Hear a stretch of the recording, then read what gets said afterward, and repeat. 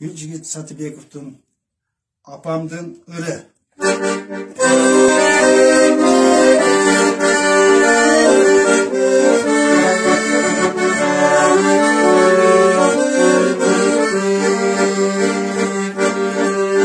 Gün batıp kayra ay çıksa,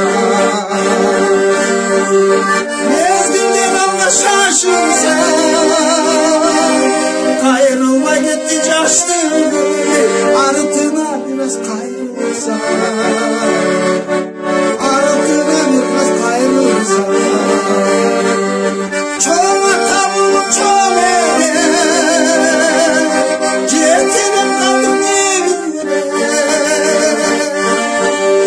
çaçımda buğa bastırır, bozulan geçirir, sikere gelen bozulan elin geçirir.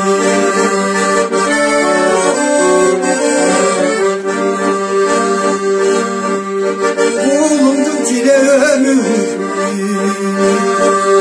kendin kanat gömür, gayrada ele caştır, Turçemiz beni kömür, Turçemiz beni kömür. Hayata olup hayere,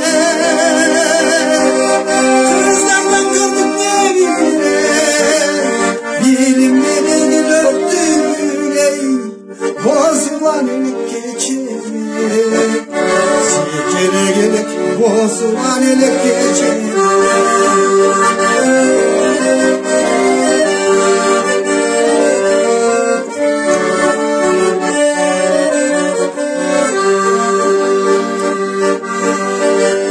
Çayı vardım izdesin, çıktığından ne riskesin, kayrılma gitti caştın, armanco bile bir gelsin, armanco bile bir gelsin, kaynata olup kaynere, caştığım beni kaynere, caştığım kayra kelgensiyle, cetene düşsün kemire, götürüp alsam, cetene alsam yerine, caştığım kayra